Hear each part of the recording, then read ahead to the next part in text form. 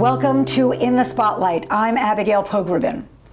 Wayne Hoffman is the author of the new true crime family memoir, The End of Her, Racing Against Alzheimer's to Solve a Murder. His cultural reporting has appeared in the New York Times, Washington Post, Wall Street Journal, Village Voice, The Forward, Hadassah Magazine, and elsewhere. He is currently executive editor of Tablet Magazine, where I have been lucky enough to be edited by him. He has published 3 novels, including Sweet Like Sugar, which won the American Library Association's Stonewall Book Award. Wayne and his husband live in New York City and the Catskills. Welcome, Wayne, to the broadcast. It's Thank great to have you. So this book is both moving and chilling and suspenseful. I think it should be a movie. I agree. If anybody's watching this, like this is the material that has been untapped yet. So we'll get to that. But first, let's just get to the fact that you're a very busy editor who's also a novelist. How did you decide to take this on, which was really Herculean in terms of the reporting required? Initially, I didn't think I would take this on as a book. This started as an anecdote my mother used to tell when I was growing up that I never believed, but I never called BS until she came down with dementia in 2009. And I wanted to get her telling her family stories before she forgot them. I brought home a video camera to record her telling these stories. She was already starting to forget some of them. And she got to this one story about what happened to her grandmother, my great-grandmother. And finally, I called BS. I said, this is not a true story. This story doesn't make any sense. And she said, well, if that's not what happened, then what happened?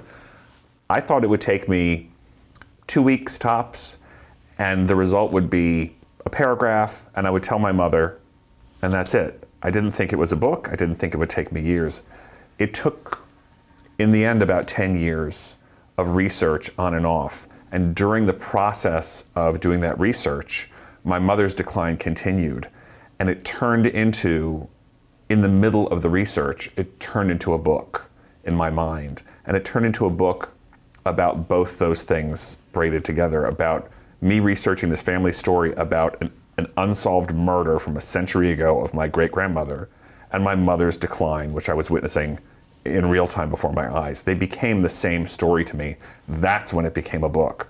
So I never intended it to be a book until I was already years into it. And it's a very Jewish story. Oh, yes. And let's just get a little bit of a sense of your Jewish biography so we can kind of set the scene here. Sure. In which this incredible mystery occurs. I grew up in a traditional conservative, capital C conservative Jewish house in suburban Maryland outside DC. We went to synagogue every week. We kept kosher at home. I went to Hebrew school for, I think it was 112 years. I went to a Habonim summer camp. I worked at the JCC. Were you liking all of that? Or was some of it. The synagogue part, not so much. The Hebrew school part, not so much. The summer camp, very much. I was in an Israeli dance troupe, like that very much. So I found the things I really enjoyed, and the things I didn't enjoy, well, so I was living at home. My brother today is a conservative rabbi, and I'm now a full-time Jewish editor and have been for the last 20 years. So while my brother and I we both come out of the same house, and we both live lives as quote-unquote full-time Jews, it looks very, very different. I like to say he goes to synagogue enough for both of us, so I don't need to go. He goes and he runs the thing, so really it's on him, and I feel like I'm covered. But you run the Seder, am I right? I run the Seder. My brother, as a rabbi, can't come home to the family Seder anymore. He has his own Seder. So I've been in charge of the family Seder, which is a large extended family Seder for 25 people for the last really 3 decades, which is also something I love. The Seder, I really relish. I want to get to the Seder. But in terms of your family history Jewishly, how far back were you able to go before this book? Before this book, I could go back. I mean, I knew my grandparents, or I knew my grandmothers. My grandfather, one died before I was born, one when I was a small child. But I knew my grandmothers. I knew on one side my great-grandfather, who died when I was, I think, 5. But I have a vague memory of him. That's about as far back as I could go. And I knew, in some cases, where they had come from in Europe, sometimes specifically, sometimes generally. And what was it, kind of? Depending on which side of the family, it was Poland, Lithuania, Romania, and Ukraine. Okay. That sort of arc. But I didn't know much about the family before they came over, because it's very hard to trace records. And as I found out when I was doing this family research, it was very hard to trace records, particularly because people's names changed. They changed when they came over. They were anglicized, they were shortened. And in the case of the women, and I was trying to research my great-grandmother who had immigrated in 1906 from what's now Ukraine to Canada, she not only shortened her name, she was married within a few months. So if you don't know their married names, they vanish from the records. You can't follow them. So it's really challenging to follow them. My great-grandmother was born Shifra Averbruch, but the name that we were passed down was Sarah Brooks. Wow. And to get from the first name to the second name, there are a lot of steps along the way. And if you don't know what they are, you can't follow people. So it's very hard to do research. Now that I've discovered a lot of the family history and met a lot of cousins around the world, I can trace back a couple more generations into Europe. Not so far, but probably 2 more generations beyond what I already knew. Okay. So let's begin to get to the mystery. But first I want to get to your mom, who weaves so beautifully throughout this. Susan was a storyteller, is a storyteller. Yes. She still lives. And the kind that I think was clearly affirmed, even in the same story. In other words, that she was encouraged to tell it again and again. Absolutely. So this story was one familiar to you. Oh yeah, I heard this story probably a million times as a child. My mother had a sort of greatest hits repertoire of stories, and she was very funny. I mean, hilariously funny. The funniest person in any room. Wow. Not the kind who got up on a stage and performed, but the kind who you wanted to sit at her table because you knew you'd have a good time, always. And she was so good at telling stories that often people would say, tell us this story again, because we loved it. And she would tell it again. This one story in particular was not so funny. It was just very strange. And what was that? The story is that when my mother was a small child, she grew up in Jersey City, she found a photograph in her parents' drawer. And she recognized her grandfather in the picture, but he was with a strange woman. She had met her grandfather on a family trip to Winnipeg once. And she said to her mother, who's this with Zeta David, with my grandfather David? And her mother said, that's my mother. And my mother said, no, it's not. I've met your mother. This ain't her. My grandmother says, well, there's a funny story. The woman you think is my mother is not my mother. It's actually my stepmother. My mother is this woman. And she turns the photo over, and on the back is written in pencil, Sarah Brooks, which is a name my mother's never heard. And also doesn't sound like the name of a Jewish immigrant from Ukraine. She said, Sarah Brooks was my mother. What happened to her? When I was a little girl, this is my grandmother telling the story. When I was a little girl in Winnipeg, my mother was breastfeeding my baby sister outside on the front porch in winter when a drive-by sniper rode down the street and shot her dead, leaving the baby at her breast unharmed. My mother heard this story and said, that makes sense. And my aunt, her sister, heard the story and said, that checks out. They grew up believing the story, and I grew up hearing the story from both of them. There's only one photo of Sarah Brooks. The photo my mother found is the only photo that exists of her. It wound up in our house in a bag of photos. And my mother used to tell the story about her grandmother, my great-grandmother, and the drive-by sniper. And I never believed it. I thought, first of all, nobody breastfeeds outside in winter in Winnipeg. That's insanity. And second of all, this is about a century ago. How many drive-by snipers were there? First of all, there were hardly any cars.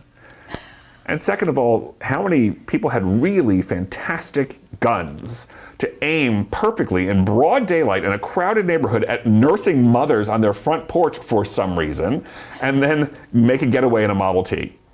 It makes no sense. The story makes no sense. But I never said anything until I made this video of my mother after she developed dementia. So basically, the first 40 years of my life. You live with the story, accepted I live with the story. With sort of an eye roll. An eye roll.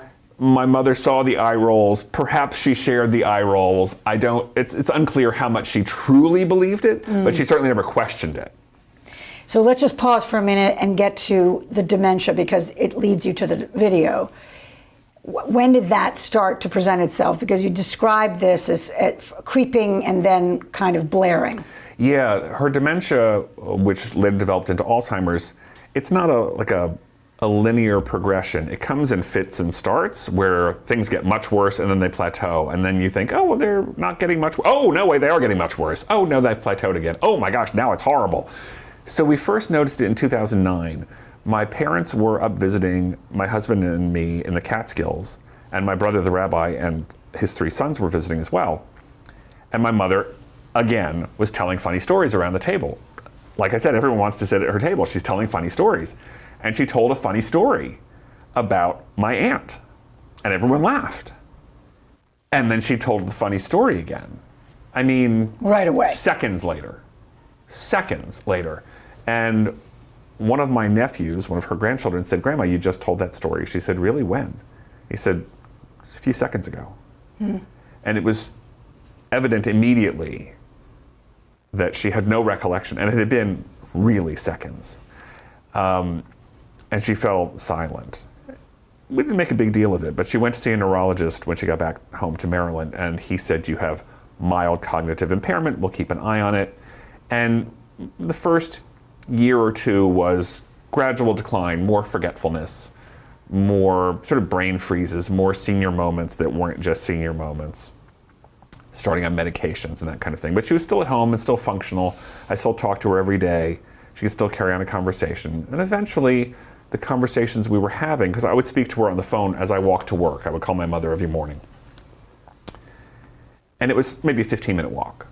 It went from being often a 30-minute conversation because I'd get to my office and I'd stand outside on the sidewalk because we were in the middle of something funny and I would want to keep going.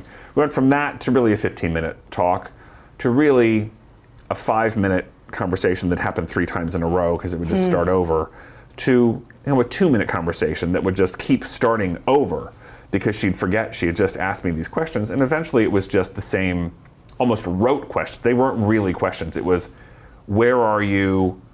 How's the weather? When are you coming? Which was never clear if she meant, when are you, who live in another city, coming to visit me? Or are you on your way to my house right now and you'll be here in 5 minutes? It was unclear whether she meant, are you coming home next month or will you be here for breakfast? I just want to pause and say, I said this to you before we started recording, I'm sure others have told you that reading about your relationship with your mother really makes the reader reflect on our own. and I say it tongue in cheek because I love my mother, but I don't call her every day. It's extraordinary that you did and that you traveled with her. You chose to travel with her. You had these regular trips that you often planned, but that, so, you know, I know it's not just to praise you, but to really understand, like, was this it's kind of an unusual friendship. It is. It's not just a Jewish son being devoted. It is. And my brother and sister, look, every child has a different relationship with their parents. My brother and sister have different relationships with my parents than I do. That's just how it is. I start the book with a brief scene about me coming out to my mother as a teenager, coming out as a gay man. There's a reason I wanted to start it there. It's because up until that point, my mother she was my mom. I was a kid, she was my mom. Then I was a teenager, but she was still my mom. Right.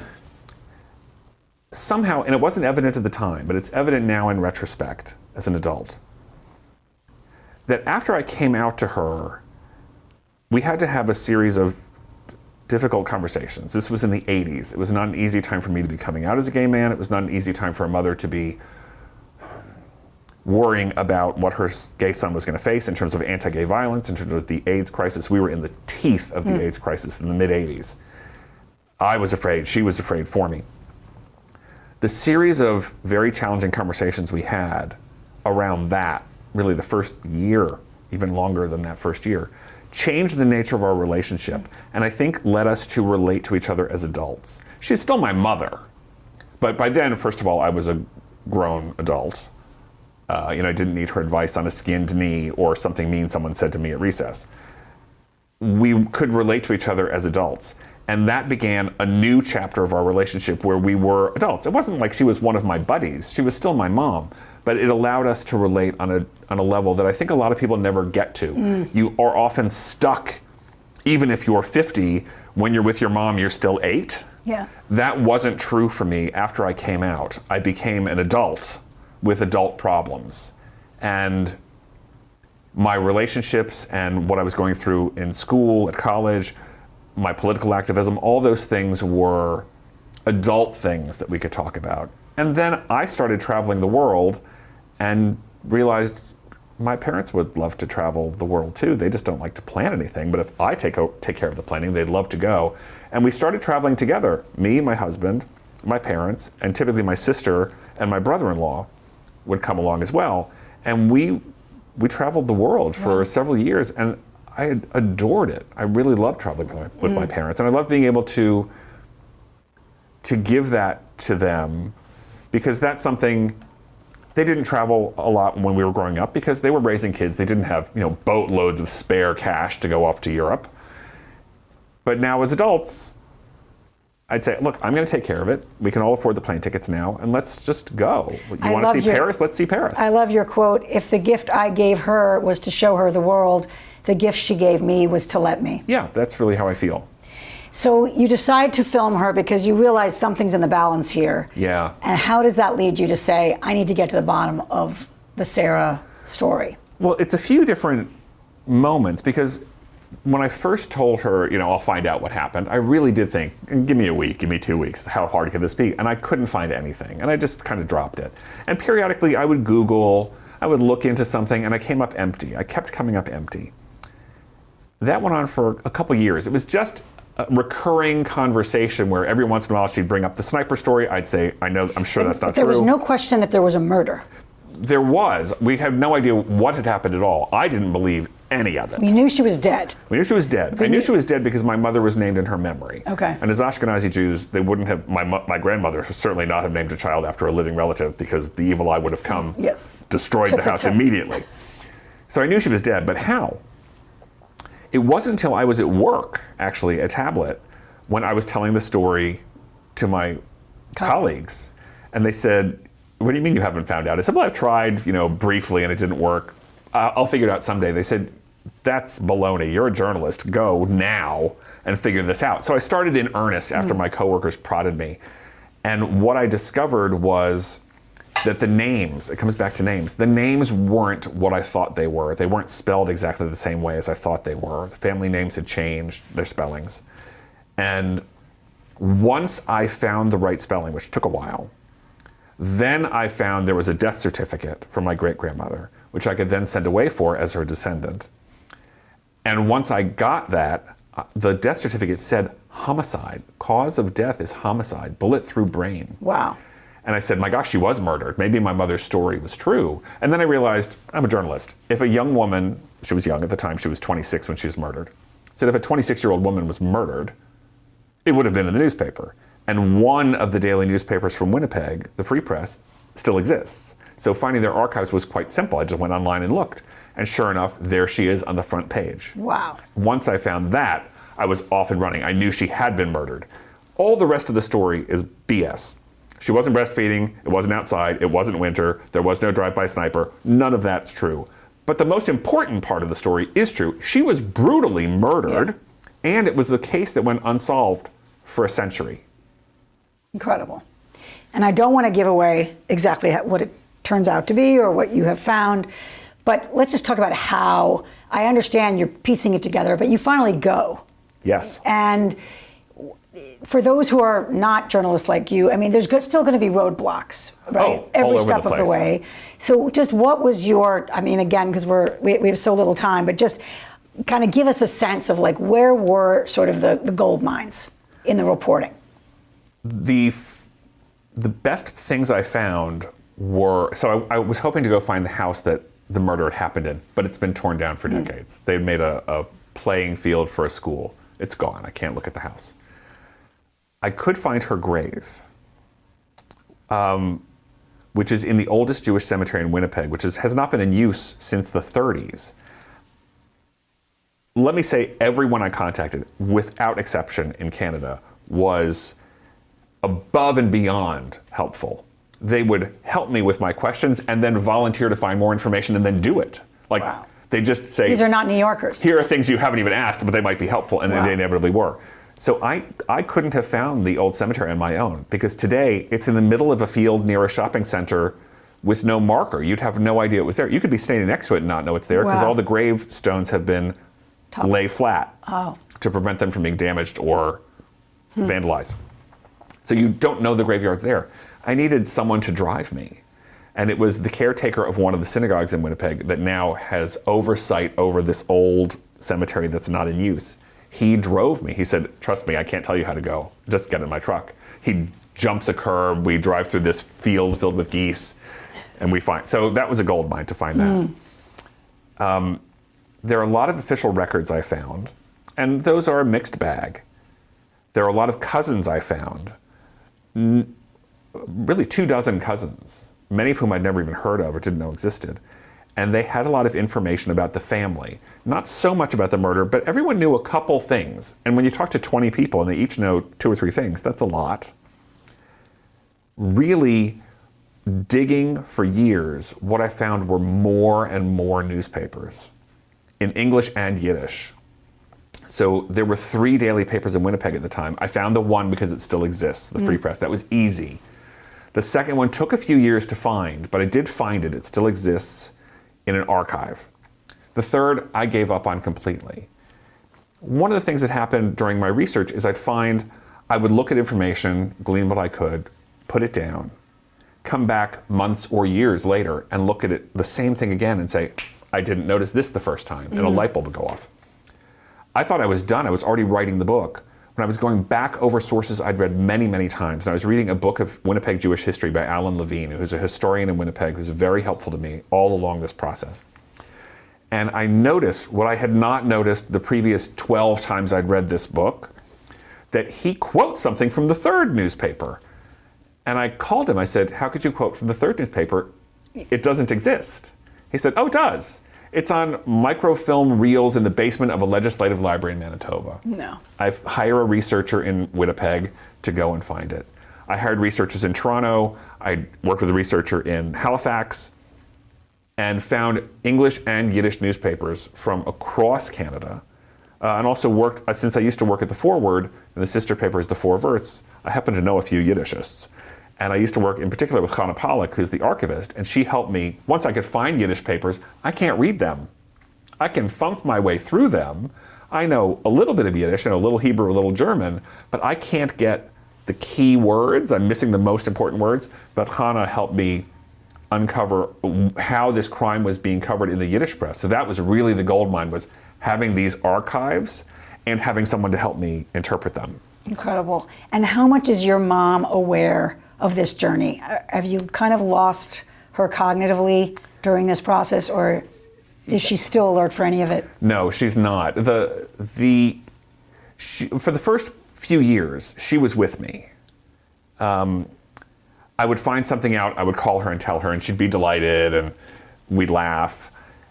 And then the next step was she would forget any new information. So I'd tell her, oh, I found this out. Here's a new detail. And she'd say, that's really interesting. And the next morning, she'd be back to the drive-by sniper story. And I'd tell her the real story again. She'd say, oh, that's very interesting. And the next day, we'd be back to the drive-by sniper. Eventually, she forgot the drive-by sniper. Then she forgot who I was. And then she forgot who she was. And then I put the whole project down. I had found out the basics. But I hadn't found out everything. But I thought, what am I doing? I thought this would be just a funny anecdote I'd tell my mother and we'd be done with it. And I put it down for a couple of years to just focus on my mother. I came back to it. Ironically, it was that video. When my mother moved into a home, it's about 6 years ago, I started missing the sound of her voice. I used to talk to her every morning, and now I can't. She doesn't have a phone. She doesn't really talk anymore anyway. And I thought, oh, I have something that has her voice. I had that video I made in 2010. I'd never watched it because it was so painful at the time to watch her decline, which was evident. 6 years later watching it, I thought, wow, she was still 85% there. And I was watching it just to hear her voice. And again, this video, as I watched it years after I made it, made a light bulb go off in my head, where I said, oh, there's a whole new way I can investigate this.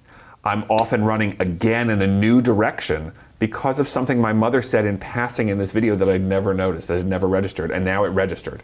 So I started off again, and by now she wasn't part of it at all. By now it was my project that I was doing for my own sake, as her proxy perhaps, but she wasn't a part of it. Mm-hmm. She's still with us, but she really doesn't talk anymore. She's been in a home for several years. I always say the good news is she is safe and she is not distressed. The bad news is that's all the good news. Yeah. I love this quote, and I want to share it for the ending. Ever since my mother was diagnosed, I dreaded the day I would lose her. But on Yom Kippur, I started to worry about a much more awful possibility, that my mother might lose me first.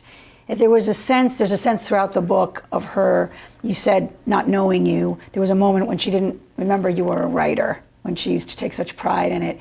So just the arc of essentially losing her, or that I'm sure the title is also referring to the end of her, and yes. It isn't, thank God, the end of your mother yet, but right. It's the end of the person you knew. Absolutely. Paralleled against the end of what happened to this great-grandmother. Yes. So how does that sit with you now, and how, in a sense, emotionally, did that track the arc of doing this book? You know, I get to watch, or I get to describe two very different endings for two remarkable women, my mother and my great-grandmother. And each is horrible in its own way, as most ends are. For my great-grandmother, she's murdered in her sleep. She's 26 years old with 4 young children, a relatively new immigrant to the new world. That's a horrible way to go. She's murdered in her sleep in cold blood with her children literally in bed with her. My mother's is as drawn out as my great-grandmother's was. Fast. Compact. My great-grandmother was killed in an instant. In the prime of her life, killed in an instant. My mother has now been grappling with Alzheimer's for almost a decade and a half, with no particular end in sight. At some point it will end. It could be tomorrow, it could be 10 years from now. She's 82 years old. She could live another 20 years, or one more day. There's really nothing to define it. And the difference is not only in how those women experience their ends, it's about how the people around them experience their ends. For my great-grandmother, it really shattered a family. You have an unsolved mystery, a brutal crime. It's in all the newspapers, and the family has to figure out how to move on in an instant from something completely unexpected. For my family dealing with my mother, it's the opposite. It's realizing that she is gone for all intents and purposes, and yet she is not. And it seems to be the end without end. It is a very long process. At this point, it's not as horrific as it was a few years ago. The middle of the process is by far the worst. This part is not as distressing to us or to her on a daily basis, but it is seemingly endless. It has no obvious endpoint. This isn't cancer where you say, wow, that the day will come where the chemo stops working, or someone's on a machine and the day might come when they're no longer here, or their brain function ceases, or you pull a plug, or anything. There's an ending. With Alzheimer's, there is no particular ending. There are a series of tiny, terrible endings all along the way. When she forgot who she was, when she forgot who I was, when she forgot where she was, when she forgot her own family history, when she forgot everything about herself that made her such a wonderful, vibrant person. It's a million tiny ends without the ultimate end in sight. Thank you, Wayne, for this amazing book. And thank you. Thank you all for joining us on In the Spotlight. I'm Abigail Pogrebin. See you next time.